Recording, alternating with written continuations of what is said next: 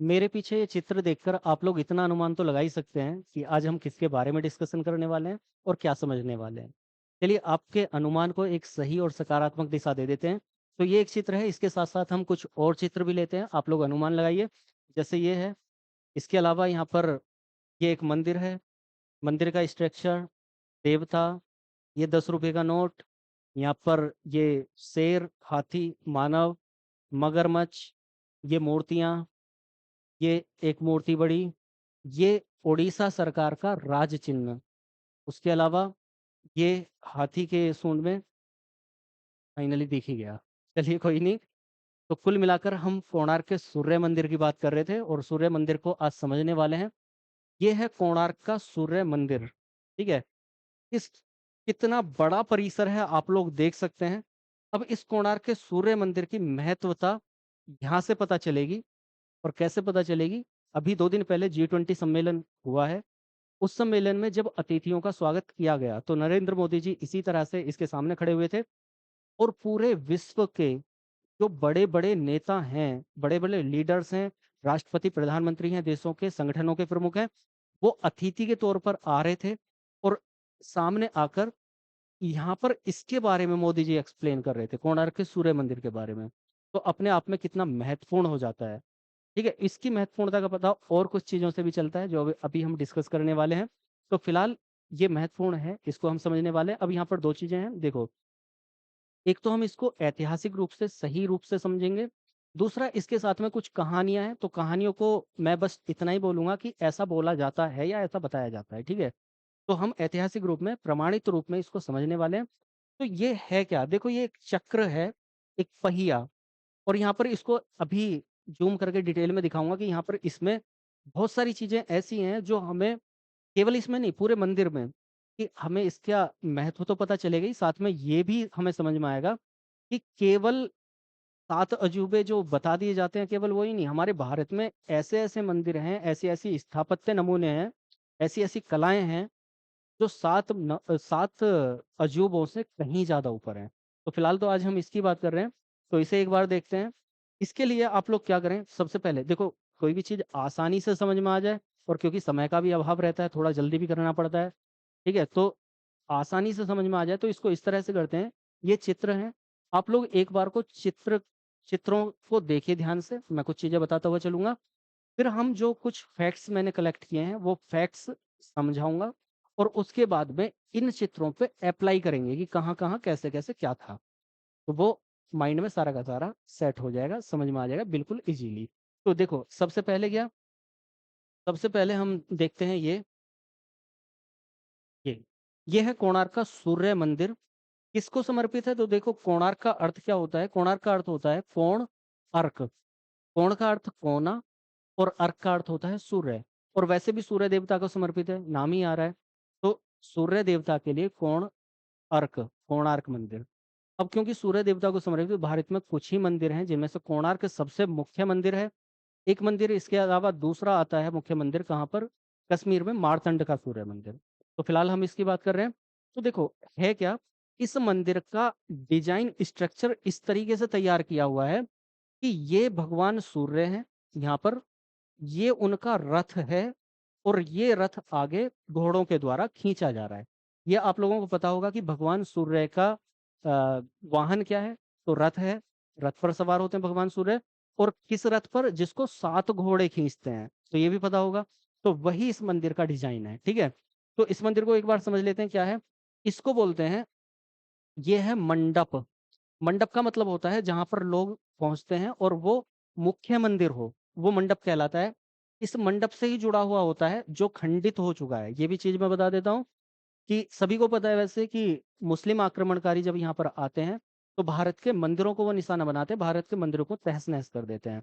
तो ये इस मंडप से जुड़ा हुआ ही है गर्भगिरी। गर्भगिरी का मतलब वो गर्भ जहाँ पर भगवान की मुख्य मूर्ति रखी जाती है, उसको गर्भगृह बोलते हैं, जो इससे जुड़ा हुआ है, जो खंडित हो चुका है। तो अभी इसको देखेंगे कैसे है, क्या है। तो फिलहाल ये मुख्य मंदिर है कुल मिलाकर। उसके अलावा अगर बात करें तो इस पूरे मंदिर परिसर में इसके अलावा जो बड़े-बड़े मंदिर होते हैं, उसका ये भी, उनका ये भी पता होगा आप लोगों को कि उनमें कुछ और भी मंदिर होते हैं, है ना? जैसे आप किसी भी मंदिर में जाएँगे तो छोटी-छोटी पिंडी ऐसे करके होंगी। तो यहाँ पर 3-4 और मंदिर भी हैं इसी परिसर में, इसी से जुड़े हुए। तो एक ये नट मंदिर है, नट मंदिर का मतलब जहाँ नृत्य कलाएँ चलती थी वो मंदिर। एक माया देवी मंदिर है इसके पीछे और उसके पीछे है वैष्णव मंदिर, ठीक है? यहाँ पर घोड़े दिखाई देंगे आपको, वो हैं, बाकी ये सारा परिसर है, ठीक? यहाँ पर आपको दिखाई देंगे ये 2 शेर हैं, जिन्होंने हाथियों को और मनुष्य को दाबा हुआ है। तो यहाँ से हम क्या कर रहे हैं, एंट्री कर रहे हैं, इस नट मंदिर में गए, उसके बाद हम यहाँ पर ये अलग चबूतरा है, वो अलग चबूतरा है। उतरे, इस परिसर में पहुँचे और यहाँ से फिर सीढ़ी चढ़ गए और यहाँ पर हम मुख्य मंदिर में पहुँच गए, ठीक है? ये तो हुआ इसका स्ट्रक्चर। अब इसे एक-एक करके समझते हैं, थोड़ा-सा एक बार गो थ्रू होते हैं और उसके बाद फैक्ट्स कलेक्ट करके और फिर दोबारा देखते हैं। ये है इसका पहिया, ऐसे-ऐसे 24 पहिए हैं, ये 12 जोड़ी पहिए हैं जो इस रथ को खींचने का काम करते हैं। ज़ूम करके अभी देखेंगे क्योंकि इसमें बहुत-बहुत बारीक मूर्तियाँ हैं और वो बहुत अच्छे से डिज़ाइन की हुई हैं, ठीक है? ये हो जाता है। इसके अलावा ये हो ही गया मंडप, ठीक? ये जगमोहन नाम है इस मंडप का, जो कोणार्क के सूर्य मंदिर का मंडप है। ये इसका शिखर है। तो ये हमारा मुख्य मंदिर है। अब इसमें से इतना तो मैं शुरू में ही बता देता हूँ कि देखो ये इतना हिस्सा ये अभी वर्तमान में है, लेकिन ये वाला हिस्सा खंडित हो चुका है। इसे अलग से, क्योंकि यहाँ पर इतना ये वाला हिस्सा है तो स्ट्रक्चर इसका नीचे से आधार बना हुआ है। तो इसको जब ऊपर ड्रॉ करते हैं, डिज़ाइन तैयार करते हैं तो इस तरह का आता है। इसको बोला जाता है शिखर और ये बोला जाता है गर्भगृह। इसमें भगवान की मुख्य मूर्ति और यहाँ पर लोग आकर रहते हैं, ठीक है? बैठते हैं। तो ये हो जाता है। इसके अलावा आगे चलते हैं। ये भगवान की मूर्ति है। आगे चलते हैं। ये ₹10 का नोट, इस पर ये देखोगे आप कोणार्क के सूर्य मंदिर का चित्र है। उसके अलावा ये शेर, हाथी और मनुष्य ये सब हैं क्या? अभी एक-एक करके बताऊँगा। ये माया देवी मंदिर में ये है मगरमच्छ मछली को लिए हुए। ये यहाँ पर छोटी-छोटी मूर्तियाँ, ये एक घोड़ा, इसी को राज चिन्ह के रूप में इसने उड़ीसा सरकार ने बनाया हुआ है। यहाँ पर ये देख रहे होंगे और यहाँ आ जाते हैं हम फैक्ट्स पर। तो कुल मिलाकर पहले फैक्ट कर लेते हैं ये एक बार। देखो कोणार्क का सूर्य मंदिर अर्थ मैंने बता ही दिया है कहाँ पर? उड़ीसा में है। कहाँ पर? पुरी जिले में है। ये पता ही होगा। पुरी जिले में दूसरा मंदिर भी है जगन्नाथपुरी।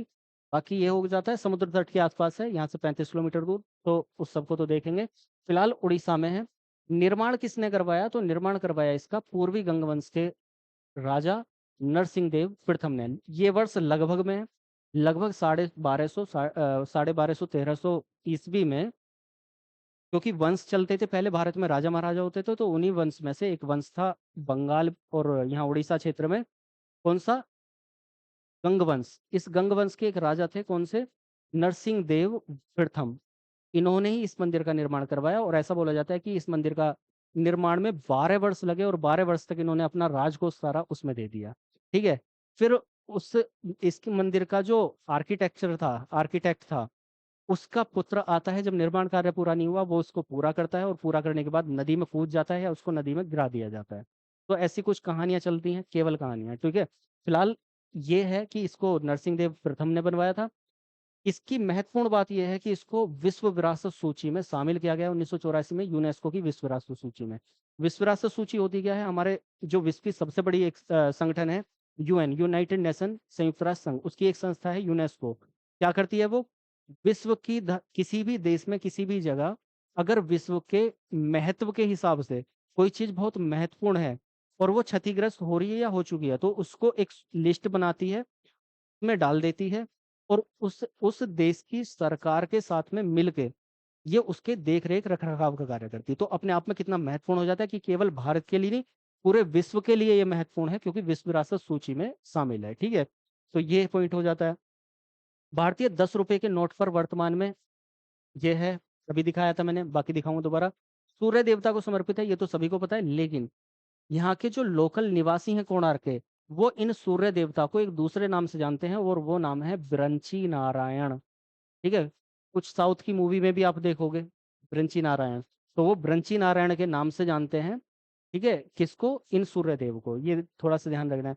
चंद्रभागा नदी के किनारे है, लेकिन चंद्रभागा नदी अभी विलुप्त हो चुकी है, हालाँकि इसके साक्ष्य हमें मिले हैं। तो चंद्रभागा नदी यहाँ पर होती थी, उसके किनारे इसको बनाया गया था, लेकिन ये वर्तमान में विलुप्त हो चुकी है, ठीक है? मंदिर परिसर में क्या है, एक नट मंदिर है, माया देवी मंदिर है, वैष्णव मंदिर है, ऑलरेडी मैंने बता दिए हैं ये मंदिर है। चलिए आगे देखते हैं। तो इसका निर्माण किससे हुआ है? तो लाल रंग के बलुआ पत्थरों से और काले रंग के ग्रेनाइट के पत्थरों से हुआ है। ठीक है, ये काले रंग के पत्थरों से हुआ है और काला दिखता है बिल्कुल, इसलिए इसको ब्लैक पगोड़ा भी बोला जाता है। ये भी बात आपको ध्यान रखनी है। ब्लैक पगोड़ा क्या है, यहाँ पर लिखा हुआ नहीं है, लेकिन वैसे ही ध्यान रख लेना कि ये इसी को बोला जाता है। बाकी मुख्य प्रांगण इसका, अभी जो पूरा परिसर देखा मुख्य वाला, वो इतना 857 गुणा 400 540, इतना। इसको दिखाने का मतलब केवल इतना ही है कि इतना लंबा चौड़ा फैला हुआ है। ठीक है, तो ये है। इसमें गर्भगृह 229 फुट का होता था। गर्भगृह मैंने बताया जहाँ मुख्य भगवान की मूर्ति, और ये नाट्यशाला। ठीक है, तो ये तो केवल एक ये दिखाने के लिए यहाँ पर दो फैक्ट डाल दिए हैं कि जिससे इसका ये देख सकें कि कितना लंबा चौड़ा हो सकता होता होता है, ये इतना अनुमान लगा सके। ठीक है, बाकी ये कलिंग शैली में निर्मित है, इस बात को आपको ध्यान रखना है। देखो पूरे भारत में जो मंदिर हैं वो किसी ना किसी खास शैली, शैली का मतलब होता है वो प्रारूप, मॉडल। ठीक है, तो जैसे आप लोग देखेंगे दक्षिण भारत के मंदिर अलग टाइप के दिखते हैं उत्तर भारत से। तो उत्तर भारत की अलग शैली है जिसको बोलते हैं नागर शैली, दक्षिण भारत की अलग शैली है जिसको बोलते हैं द्रविड़ शैली। ठीक है, मध्य भारत की अलग शैली है जिसको बोलते हैं बेसर शैली। ये पूरे मंदिर और स्थापत्य कला को हम भारत की संस्कृति धरोहर में अलग से देखेंगे, समझेंगे, अलग से उसके ऊपर वीडियो में लाऊंगा, तो वो सारा डिटेल में हम समझेंगे। तो फिलहाल आप ऐसा मान लें कि अलग अलग टाइप के स्ट्रक्चर होते हैं, अलग अलग टाइप के डिजाइन तैयार किए जाते हैं मंदिरों के। तो उनमें से जो उत्तर भारत वाला है नागर शैली, उसी की एक शैली है ओडिसी शैली, उपशैली। ठीक है, जैसे खजुराहो के मंदिर हैं अलग डिजाइन के हैं, तो वैसे ही ओडिसी शैली, उस ओडिसी शैली को की कलिंग शैली में ये निर्मित है। ठीक है, ओडिसी शैली या कलिंग शैली में इसको बनाया गया है। सूर्यदेव यानी कि अर्क वे रथ के रूप में विराजमान है, मतलब रथ के रूप में सूर्यदेव विराजमान है, वो ऑलरेडी मैंने बता दिया। संपूर्ण मंदिर स्थल को 12 जोड़ी चक्रों के साथ 7 घोड़ों, 7 घोड़े मैंने बता दिए कि रथ, 12 जोड़ी, यानी कि टोटल 24 पहिए, और 7 रथ के साथ, सॉरी 7 घोड़ों के साथ ये मंदिर बना हुआ है। चक्र साल के 12 महीनों को परिभाषित करते हैं। ये जो चक्र हैं जो साल में 12 महीने हैं उसको दिखाते हैं। और ये जो चक्र, एक चक्र है, एक चक्र क्योंकि 12 12 जोड़ी चक्र हैं तो वो तो 12 महीने हो गए, 1 2 3 4 ऐसे करते हुए। और ये जो एक चक्र है वो एक चक्र में 8 अरे हैं। अरे का मतलब स्पोक, जैसे ये एक चक्र है, ये जो तिल्लियां होती हैं उसको बोलते हैं अरे, इंग्लिश में बोलते हैं उसको स्पोक। तो ये 8 हैं, ऐसे ऐसे ऐसे, मतलब 8 तिल्लियां हैं। तो ये दिन के 8 पहरों को दर्शाती हैं। मतलब उस समय पर इस पहिए से ही क्या देख लिया जाता था, समय देखा जाता था कि अब दिन का कौन सा पहर चल रहा है।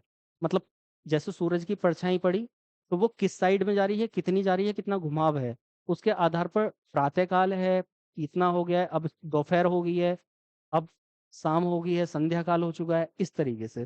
तो वो 8 अरे हैं, अभी दिखाऊंगा किस तरीके से हैं, और 8 पहर को दिखाते हैं। 3 मंडप में से केवल एक मंडप बचा है, 3 मंडप होते थे, अभी जो एक मंडप दिखाया वो बचा है, और साथ में 7 घोड़ों में से केवल एक ही घोड़ा बचा है। तो ये तो केवल समझने के लिए है। कुल मिला के आगे बढ़ते हैं। भगवान सूर्य की यहाँ पर 3 मूर्तियां जो बाल्यावस्था, युवावस्था और प्रौढ़ावस्था को दिखाती हैं। मतलब एक उदित होते हुए सूर्य जब पड़ता है उस समय की मूर्ति है, एक बिल्कुल मध्याह्न की मूर्ति है दोपहर की, और एक शाम की, दोपहर बाद की। ठीक है, तो ये मूर्तियां खंडित हो चुकी हैं कुछ, तो इनको देख लेते हैं। उसके बाद प्रवेश पर 2 शेर हाथियों पर आक्रामक होते हुए रक्षा कर रहे हैं। अब बताऊंगा कैसे कर रहे हैं, दिखाते हुए चित्र को। दोनों हाथी एक एक मानव के ऊपर, मतलब पहले आदमी है, फिर हाथी है, और फिर शेर है। तो वो क्यों है ऐसा अभी दिखाऊंगा। मंदिर के दक्षिणी भाग में 2 सुसज्जित घोड़े हैं जिन्हें उड़ीसा सरकार ने क्या किया है, अपने राज चिन्ह के रूप में चयनित किया है। मतलब दिखाई दिया है मैंने, राज चिन्ह के रूप में उसको दिखाया है। मानव, देव, गंधर्व, किन्नर आदि की आकृतियां हैं जो मुद्राएं कामुक और कामसूत्र से ली हुई हैं। मतलब कामसूत्र का आपको पता ही होगा, काम जो मुद्राएं हैं, उन वो मुद्राएं यहाँ पर मूर्तियों के रूप में बनाई हुई हैं सबकी। तो देखो अब जितना भी ये चीज है कि ये मुद्रा होगी, ये घोड़े हो गए, ये हाथी घोड़े और आदमी को के ऊपर हैं, सॉरी शेर हाथी और आदमी के ऊपर है। उसके बाद भगवान सूर्य की मूर्ति है। इसके अलावा ये हो जाता है कि 3 मंडप, एक बचा है। अरे पहिया क्या होता है, 12 पहिए हैं, 12 जोड़ी पहिए हैं, कौन सी शैली है, ये सब हम देखते हैं सारा का सारा एक बार चित्र में, और चित्र के हिसाब से उसको एक एक करके समझ लेते हैं। तो ये ऑलरेडी मैंने बता दिया ये वाला तो, कि यहाँ से प्रवेश मंदिर का, ये आप देख रहे होगे, ये यही है 2 शेर, इनके नीचे हाथी और उनके नीचे आदमी। ठीक है, अभी बताऊंगा अलग से भी। उसके अलावा ये है नट मंदिर। उसके आगे जाते हैं तो यहाँ पर ये चबूतरा खत्म होता है, दूसरा चबूतरा चालू होता है, ये है मंडप। ये यहाँ पर होता था गर्भगिरी। यहाँ पर इसके पीछे है, तो वो एक है माया देवी मंदिर, और उसके पीछे है वैष्णव मंदिर। यहाँ पर हैं 2 घोड़े जिनकी बात की गई है। यहाँ पर केवल एक ही घोड़ा बचा है, जो जो हमें बताया गया है कि 7 घोड़े इसके रथ को खींच रहे हैं, तो उनमें से एक ही बचा है। अब बात आती है यहाँ पे, ये चित्र बड़ा महत्वपूर्ण है, इसको आपने देखा भी होगा ध्यान से। अब इसको ध्यान से देखिएगा, ठीक है क्या ये, वो तो मैंने बता ही दिया है। देखो ये है, ये एक पहिया है, उसमें ये स्पोक है। इनको हिंदी में बोला जाता है अरे। कितने हैं ये, 8 हैं, 8। इनके बीच में ये आधे समय को बता रहे हैं। सूर्य की परछाई जिधर से पड़ती है, दूसरी धूप जिधर से पड़ती है, परछाई दूसरी तरफ आ जाती है, तो वो समय को बताने का काम करती है। ठीक है, ये हो जाता है। लेकिन इसके अलावा इसकी डिजाइनिंग देखिए, मतलब उस समय की कला देखिए, किस तरह से ये कला करते थे। पत्थर को काट काट के बनाया हुआ है, और कितनी बारीकी से बनाया हुआ है। ध्यान से जूम कर रहा हूं मैं, अब इसको देखना आप।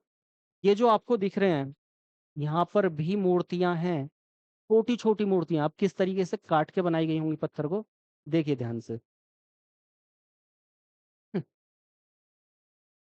ये देखी होगी, ये सभी के अंदर मूर्तियां हैं। और मूर्तियां कौन सी, मूर्ति वही है जो कामसूत्र से ली हुई हैं। तो ये काम मूर्तियां हैं, बहुत छोटी छोटी। अब किस तरीके से इनको बनाया गया होगा, अभी मैं इसी को नीचे कर रहा हूं, तो यहाँ पर इसके आधार पर देखिए, यहाँ पर देखा होगा हाथी, यहाँ पर ये हाथी, तो ऐसे हजारों हाथी बनाए हुए हैं, कितनी बारीकी से। ये कुछ मानवों की आकृतियां हैं, ये हाथी हैं यहाँ पर। और ये इसी तरीके से दोनों तरफ, यहाँ तक देखेंगे आप, जहां भी देखेंगे इसी तरह की मूर्तियां। अब इस तरह से छोटी छोटी ये मूर्तियां बनाई हुई हैं, और इतना बारीकी से डिजाइन किया हुआ है। ये ध्यान से देखोगे, इसके अंदर भी कितना बारीकी से डिजाइन किया हुआ है, पत्थर काट के। ये है कामुक मूर्तियां, यहाँ पर ये दिख रही होंगी, ये कामसूत्र से ली हुई मूर्तियां हैं। ये कामसूत्र से ली हुई मूर्तियां हैं। तो ये सभी किस तरीके से इसको डिजाइन किया हुआ है, वो आप लोग देख सकते हैं। ठीक है, तो ये एक हो गया। उसके आगे चलते हैं, तो आते हैं यहाँ पर। ये क्या था, ये है मंडप। और मंडप कौन सा, शादी का मंडप नहीं, जहाँ पर लोग जाकर बैठेंगे, ठीक है, आराधना करेंगे, वो वाला मंडप। तो ये मंडप था। यहाँ पर आप देखोगे, ये जो अभी पहिया देखा था, वो पहिए हैं ये, यहाँ पर लगे हुए हैं। तो 12 इधर और 12 उधर, ठीक है, हो गए 24 पहिए, 12 जोड़ी। ये है मंडप। इस मंडप के पीछे यहाँ था गर्भगृह। अभी मैं दिखाता हूँ, देखो ये यहाँ पर, ये मंडप, इसका, इस मंडप का नाम है जगमोहन। कोणार्क के सूर्य मंदिर के मंडप का नाम है जगमोहन। ठीक है, ये है इसका शिखर जो इससे जुड़ा हुआ है। यहाँ पर शायद मैंने पहले बताया है अभी, कि उड़ीसा में जो मंदिर है, 3 मुख्य मंदिर हैं, एक लिंगराज मंदिर, एक दूसरा जगन्नाथपुरी का मंदिर, और तीसरा कोणार्क का सूर्य मंदिर। तीनों का स्ट्रक्चर इसी शैली में है, ठीक है, उड़ीसा शैली में। और इसी तरीके से कि पहले मंडप, और मंडप से ही जुड़ा हुआ गर्भगृह, इसको बोलते हैं गर्भगृह। और यहीं पर भगवान की मुख्य मूर्ति।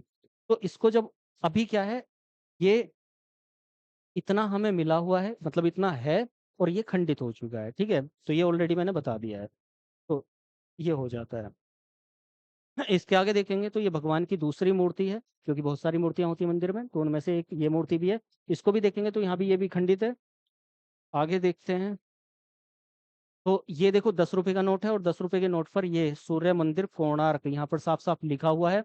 और ये आप देख रहे होगे वही चित्र है। तो ये आ जाता है, तो महत्वपूर्णता इससे पता चलती है। ये एक शेर सिंह एक हाथी को दबाए हुए है और उसके नीचे यहाँ पर एक मनुष्य है।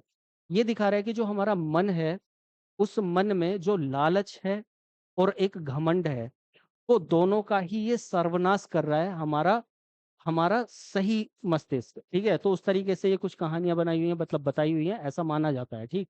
तो ये है, ये हो जाता है। ये कहाँ पर है? शुरुआत में ही, नट मंदिर की शुरुआत में। ये माया देवी मंदिर मैंने बताया कि पीछे माया देवी मंदिर है, उस माया देवी मंदिर के बाहर, हाँ, यहाँ से एक चीज़ और बता देता हूँ, वो चीज़ अभी छूट जाती।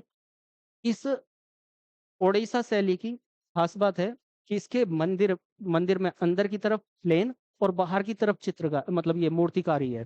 तो यहाँ पर ये बनाई हुई हैं बहुत सारी मूर्तियाँ। ये देखो, ये सब छोटी-छोटी मूर्तियाँ ही हैं। ये छोटी-छोटी यहाँ पर मूर्तियाँ हैं। तो यहाँ पर क्या है, ये कहाँ पर? माया देवी मंदिर में। ये मगरमच्छ, मगरमच्छ के मुँह में मछली। ठीक है? ये हो जाता है। उसके आगे चलते हैं तो यहाँ पर बहुत सारी मूर्तियाँ देखोगे और इससे ही पता चल जाएगा कि कितने अच्छे तरीके से इनकी स्थापत्य जो भी कला होती थी, मूर्ति कला, वो कितने अच्छे तरीके से ये पूरी कहानियों का वर्णन कर रहे हैं। और ये कहाँ का? देखो, ये नट मंदिर आप ध्यान से देखना। ये एक महिला है ढोलक लिए हुए, महिला है ढोलक लिए हुए, महिला है नृत्य मुद्रा में, मतलब डांस करती हुई। यहाँ पर एक हाथी है जो मदमस्त है, और कितना मदमस्त है कि यहाँ पर एक व्यक्ति इसके ऊपर से लुढ़क रहा है। यहाँ पर एक महिला है जो कुछ गायन कर रही है, कुछ गा रही है। यहाँ पर एक महिला है जिसने ये ढोलक ली हुई है। यहाँ पर महिला है जो नृत्य मुद्रा में है, ये देख रहे होगे, नृत्य मुद्रा में।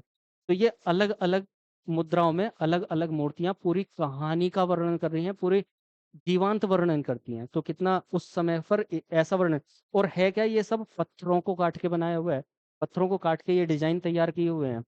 तो ये अपने आप में विशेष हो जाता है। ये घोड़ा और यहाँ आदमी का सिर कटा हुआ, ये बताया था दक्षिण में ये घोड़ा है। और इसी को उड़ीसा सरकार ने यहाँ पर दिखाया था, ओडिसी सरकार, ओडिशा शासन, ओडिशा शासन, ये भारत का राज्य चिन्ह है, ये उड़ीसा सरकार का राज्य चिन्ह है। देखो, ये वही घोड़ा है और ये वही आदमी। तो उड़ीसा सरकार ने, अगर आपसे कोई पूछता है कि उड़ीसा सरकार ने अपना राज्य चिन्ह कहाँ से लिया हुआ है, तो कोणार्क के सूर्य मंदिर से। जो घोड़ा है उसी को उसके राज्य चिन्ह में उसने लिया हुआ है। एक बार आप देख लो ये वाले को। ठीक है? यहाँ पर लिया हुआ है। इसके अलावा आगे चलते हैं तो ये हाथी, और हाथी ने इस तरीके से जो एक हमारा विकारी मानव हो सकता है उसको खत्म किया हुआ है यहाँ पर। ठीक है? ये दिखाया हुआ है। तो यहाँ पर बाकी ये आ ही जाता है। तो फिलहाल ये था कोणार्क सूर्य मंदिर, आप लोगों ने देखा होगा, देखा, समझा, अच्छे से समझ में आ गया होगा। और इतना समझ में आ गया होगा कि कितना महत्वपूर्ण है ये पता चल गया होगा। ठीक है? कितना महत्वपूर्ण है कोणार्क का सूर्य मंदिर, ये पता चल गया होगा। तो अब अपने भारत के लिए आप लोग जय हिंद बोल दीजिए, और बस इतना ही मैं यहीं पर रखूँगा। बाकी भारत के मंदिरों को भारत की संस्कृति के हिसाब से आगे बढ़ाएँगे, ये श्रृंखला को पूरी। अभी नहीं, कुछ समय बाद। तो सारथी के साथ जुड़े रहिएगा और बाकी को भी जोड़िएगा। अगर चीज़ें अच्छी लगी हों, समझ में आई हों, तो लाइक करके आगे बढ़ा दीजिएगा। बस इतना ही। धन्यवाद। जय हिंद।